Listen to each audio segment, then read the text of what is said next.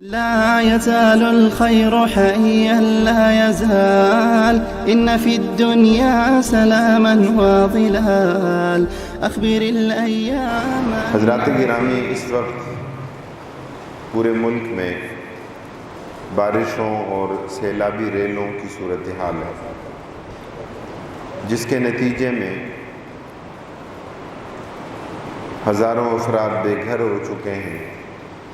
مال مویشی سیلابی ریلوں کی نظر ہو گئے ہیں، اور تو اور مختلف ایسے مناظر کہ جنہیں انسان بیان بھی نہیں کر سکتا، دلدل میں پھنسی ہوئی لاشیں اور پانی کے بہاؤ پر بہتی ہوئی لاشیں، یہ مختلف مناظر بھی ہماری آنکھوں کے سامنے اور مختلف ویڈیوز کی صورت میں ہمیں نظر آتا ہے۔ ظاہر ہے کہ یہ سب کچھ دیکھنے کے بعد ہر انسان دکھی ہوتا ہے، افسردہ ہوتا ہے، پریشان ہوتا ہے، اور کوئی کتنا بھی سنگدل کیوں نہ ہو، کسی کی قسوت قلبی کی کیفیت کتنی ہی زیادہ کیوں نہ ہو، لیکن اس کے باوجود جو شرف انسانیت ہے، اس کے پیش نظر کوئی بھی فرد اس بات کو برداشت اور گوارا نہیں کرتا کہ اس طرح انسانی جانوں کا ضیاع اور اس طرح اموات کی صورتحال جو ہے وہ سامنے آئے۔ ہم یہ سمجھتے ہیں کہ ملک میں بڑے لمبے عرصے سے اللہ تعالیٰ کی جانب سے آزمائشوں کا سلسلہ ہے، اللہ رب العالمین کی طرف سے تنبیہ کا سلسلہ ہے، اور وہ آزمائشوں کا سلسلہ اس مختصر عرصے میں آپ دیکھیں کہ پہلے زلزلے کی صورت میں اس کی تباہ کاریاں ہمارے ساتھ تھیں کہ پورے کے پورے گاؤں صفحہ ہستی سے مٹ گئے، لوگ اپنے گھروں کے اندر ملبے کے نیچے دب گئے، بچے اپنے تعلیمی اداروں میں، اسکولوں میں، اور اسکولوں کی چھتیں ان پر آ گریں، اور بعد میں جا کے لوگوں کی زخمی حالت میں یا کسی کی میتیں بعد میں نکالی گئیں۔ اس کے بعد آپ 2010 میں آنے والے سیلاب کے سلسلے کو دیکھیں کہ اس کی جو تباہ کاریاں تھیں اور اس کے نتیجے میں جو نقصانات تھے۔ اسی طرح ملک میں فوجی آپریشن کے نتیجے میں جو IDPs کا ایک سلسلہ تھا کہ لوگ اپنے گھروں سے بے گھر ہو گئے، اور مختلف جگہوں پر وہ لوگ کہ جو باوسائل تھے لیکن اس کے باوجود خیموں میں اور کیمپوں میں رہنے پر مجبور ہوئے۔ ملک میں موجودہ جو معاشی افراتفری ہے اور جو مہنگائی کی صورتحال ہے، جو بے روزگاری کا ایک عفریت ہے، ملک میں اس وقت ہمارے ہاں جو تشدد اور انارکی اور عدم برداشت کی ایک صورتحال ہے،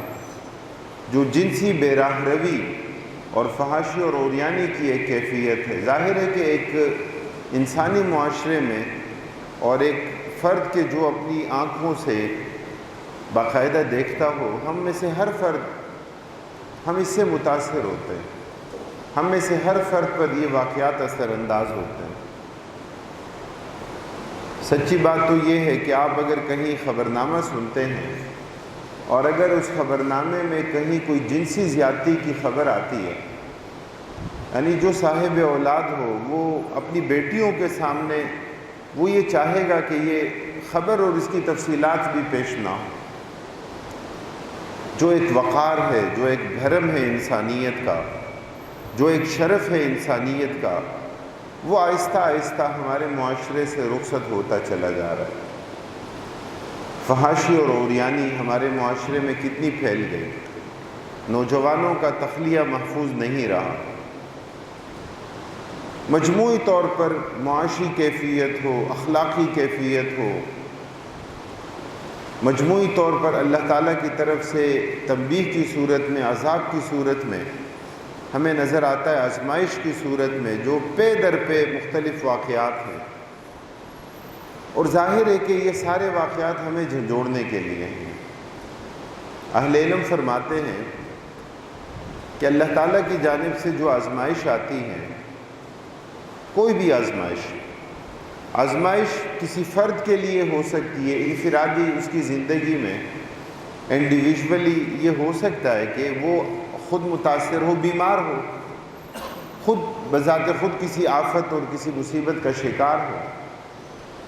یا اجتماعی آفات بھی آتی ہیں، اجتماعی مصیبتیں بھی آتی ہیں، آسمانی آفات کی صورت میں، اخلاقی حوالوں سے، لوگوں میں بے راہ روی کے حوالے سے، جرائم بڑھنے کے حوالے سے، بارشوں کی صورت میں، زلزلے کی صورت میں، تو اجتماعی آفات اللہ رب العالمین کی طرف سے مختلف قوموں پر، مختلف علاقوں پر اللہ تعالیٰ کی طرف سے آزمایا جاتا ہے، آزمائش آتی ہے۔ تو فرماتے ہیں کہ انفرادی طور پر ہو یا اجتماعی ہو تو اس کے 3 پہلو ہوتے ہیں اور اس کی 3 وجوہات ہوتی ہیں۔ آزمائش بظاہر کہنے کو تو سب کے لیے آ جاتی ہے جب وہ اجتماعی آزمائش ہوتی ہے۔ بارشیں جب آتی ہیں اور سیلابی ریلے جب آتے ہیں تو ظاہر ہے کہ وہ اس بات کا فرق تو نہیں کرتے کہ کوئی اللہ کا نیک بندہ ہو تو وہ متاثر نہ ہو، اور جو گنہگار ہوں، جو فساق اور فجار ہوں، وہ اس کی لپیٹ میں آ جائیں۔ یہ فرق اور یہ امتیاز تو عموماً نہیں ہوتا، الا یہ کہ کہیں اللہ رب العالمین اپنی قدرت کا کوئی کرشمہ اللہ تعالیٰ دکھائیں تو وہ ایک الگ بات ہوتی ہے۔ لیکن بحیثیت مجموعی جو بھی ایسی آزمائش اور عذاب کی صورت آتی ہے تو وہ سب پر یکساں ایک ہی لحاظ سے سب پر وارد ہوتی ہے، سب کے لیے اس کی ایک ہی صورت ہوتی ہے۔ ثم یبعث الناس علی نیاتہم، اللہ کے رسول صلی اللہ علیہ وسلم فرماتے ہیں کہ ایسی کسی آزمائش کے نتیجے میں جب لوگوں کی اموات ہوتی ہیں اور پھر اس کے بعد جب اللہ رب العالمین پھر زندہ فرمائیں گے، اللہ تعالیٰ زندگی دیں گے، تو ان میں سے جس فرد کی جو نیت ہے اللہ رب العالمین اس نیت کے مطابق اللہ تعالیٰ اس کے ساتھ معاملہ فرمائیں گے۔ تو آفت، مصیبت، اللہ تعالیٰ کی طرف سے کوئی بھی عذاب جب کسی قوم، کسی بستی پر آتا ہے تو بعض لوگوں کے لیے وہ آفت، وہ مصیبت رفع درجات کا سبب بن جاتی ہے۔ وہ اللہ کے نیک بندے ہوتے ہیں، اللہ رب العالمین اس آزمائش کے نتیجے میں ان کے درجات کو اللہ تعالیٰ بلند فرما دیتے ہیں، ان کے درجات کو اللہ تعالیٰ اعلیٰ و ارفع بنا دیتے ہیں۔ اسی طرح بعض لوگوں کے لیے ایسی کوئی بھی آزمائش جو ہوتی ہے وہ کفارہ سیئات کا سبب بنتی ہے۔ یہ انفرادی طور پر بھی ہوتا ہے اور یہ اجتماعی زندگی میں بھی ہوتا ہے کہ جب اللہ رب العالمین کسی فرد کو آزماتے ہیں، اللہ تعالیٰ کی آزمائش آتی ہے، وہ پریشانیوں کا شکار ہوتا ہے، وہ بیماریوں کا شکار ہوتا ہے، اس کی انفرادی زندگی میں اسے پے در پے آزمائشوں سے گزرنا پڑتا ہے، تو اللہ رب العالمین ان آزمائشوں کے نتیجے میں اللہ تعالیٰ اس کے گناہوں کو مٹا دیتے ہیں، اس کے گناہوں کو محو کر دیتے ہیں۔ کفارہ سیئات کی صورت ہوتی ہے کہ وہ اس دنیا میں رہتے ہوئے اللہ تعالیٰ اسے ان تمام گناہوں سے پاک صاف کر کے جب اپنے پاس بلاتے ہیں تو اس کے سارے گناہ دھل چکے ہوتے ہیں، ختم ہو گئے ہوتے ہیں۔ تو آزمائش آتی ہے لرفع درجات کی بلندی کے لیے، اور فرمایا کہ آزمائش آتی ہے لکفارۃ السیئات،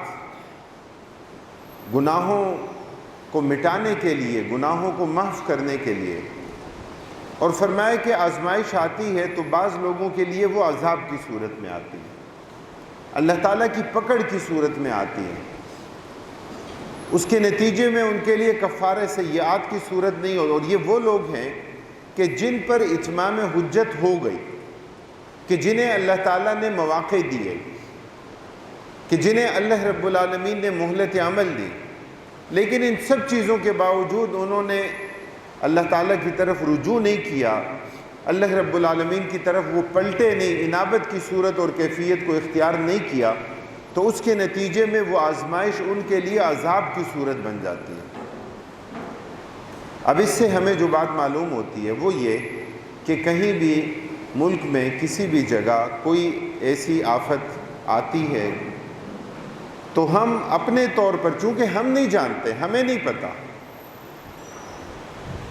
ہم تو بس اپنے بارے میں جانتے ہیں نا. مجھے اپنے بارے میں پتہ ہے کہ میں کتنا نیک ہوں اور کتنا گناہ گار ہوں. انسان کا علم اس کی اپنی ذات پر کہتے ہیں حضوری ہوتا ہے. مطلب اس کا یہ کہ کسی دلیل کی ضرورت نہیں ہوتی. جب اپنی ضمیر کی عدالت میں ہوتا ہے نا تو اسے کسی اور وکیل کی ضرورت نہیں ہوتی. صاحب البیت ادری بما فی، گھر والے کو پتہ ہے کہ گھر میں کیا ہے. لوگ مجھے جو بھی سمجھیں، لیکن جو میری زندگی ہے وہ میں جانتا ہوں. اللہ تعالیٰ کے ساتھ قرب کی جو صورت ہے وہ میں جانتا ہوں. اللہ رب العالمین نے ہم سب پر پردہ رکھا ہے. یہ اللہ تعالیٰ کی پردہ پوشی کی کیفیت ہے، اور ہمیں اس کی قدر کرنی چاہیے. ہمیں اس دن سے ڈرنا چاہیے کہ جب یہ راز فاش ہو جائے. ہمیں اس دن سے ڈرنا چاہیے کہ جب راز نہ رہے، کہ جب وہ سارے اسرار اور بھید، وہ سارے جو اللہ تعالیٰ کی طرف سے پردہ ہے، جب وہ اٹھ جائے. اللہ تعالیٰ ہم سب کو بچائے. اللہ تعالیٰ ہمیں اپنی نگاہوں میں بھی رسوا ہونے سے، اوروں کی نگاہوں میں بھی رسوا ہونے سے بچنے کی توفیق نصیب فرمائے.